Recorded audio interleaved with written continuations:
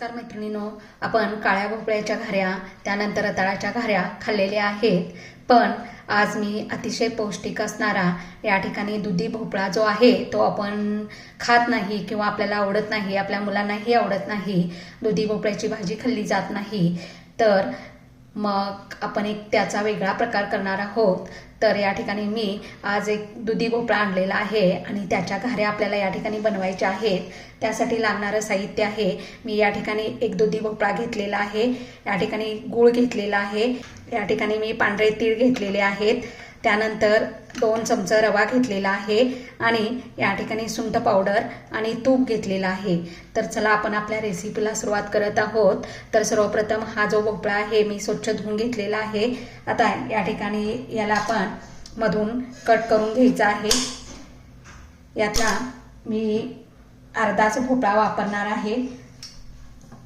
त्यानंतर हे बटाटा सोलायचं जे सोलणं आहे त्यानं याच्या वरची साल काढून टाकायची आहे. अगदी अंतराळी वरची साल त्याला काढायची आहे. किडलेला वगैरे असू शकतो किंवा आतून काळा वगैरे झालेला असतो. वरची साल काढून घेतलेली आहे.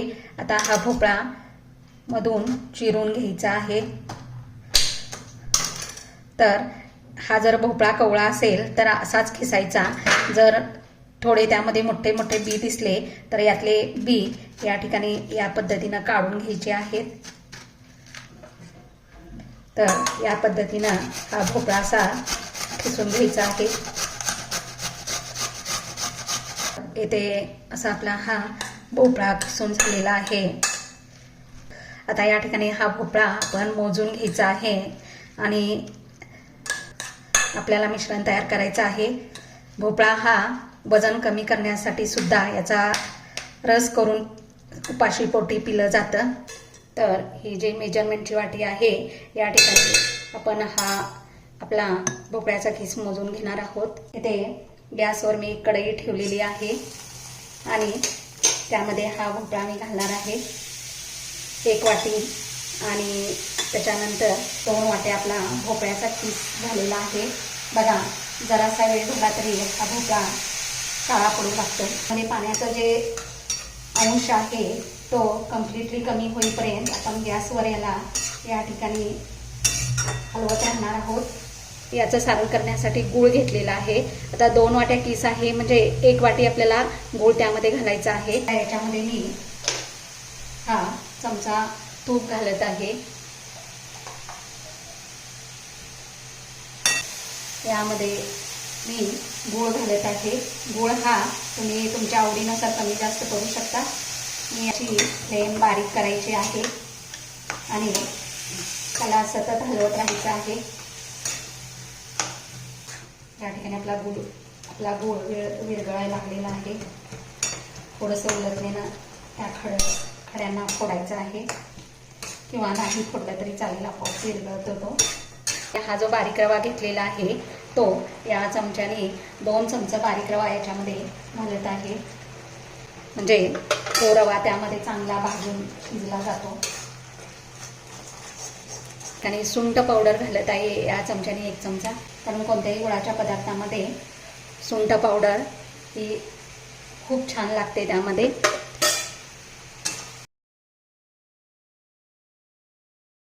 आता गॅस बंद करायचा आहे आणि हे मिश्रण आपण एका भांड्यात काढून घ्यायचं आहे. थोडंसं थंड होऊन द्यायचं आहे. याला हे मिश्रण थंड झालेलं आहे. आता या ठिकाणी मी हे गव्हाचं पीठ घेतलेलं आहे 1 वाटी, ते त्यामध्ये घालणार आहे.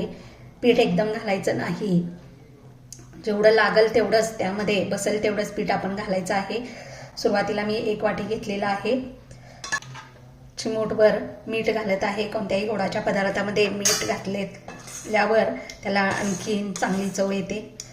आणि हे पीठ यामध्ये मिक्स करून घ्यायचं आहे. गरम असल्यामुळं मी या उलटण्यानेच मिक्स करते आहे. आणखी अर्धी वाटी मी या ठिकाणी गव्हाचं पीठ घेतलेलं आहे, त्यातलं मी थोडंसंच घालणार आहे, थोडं पातळ वाटते म्हणून. या ठिकाणी एकदम घट्ट असा गोळा तयार झालेला आहे.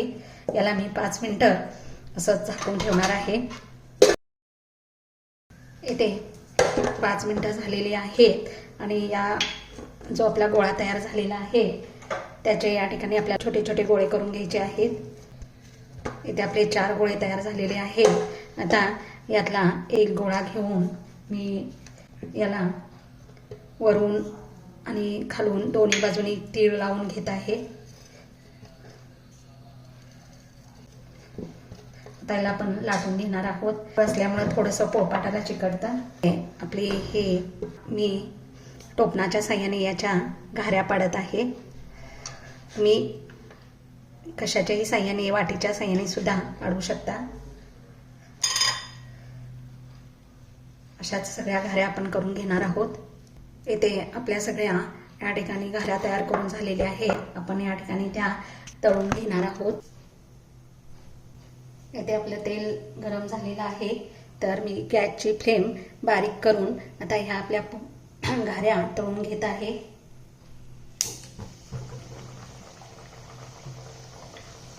तर गॅस थोडासा मिडियम ठेवायचा आहे आणि याला 2 मिनिटं चांगलं खालची बाजू भाजून द्यायची आहे. आता सोनेरी कलर यायला लागला याला परतवायचा आहे.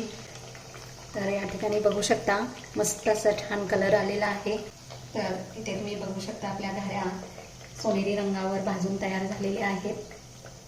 तर येथे आपल्या मस्त दुधी भोपळ्याच्या घाऱ्या तयार करून झालेल्या आहेत. तुम्हाला ही माझी रेसिपी आवडली असेल तर तुम्ही ही अशा दुधी भोपळ्याच्या घाऱ्या तयार करून बघा आणि मला कमेंटद्वारे सांगा.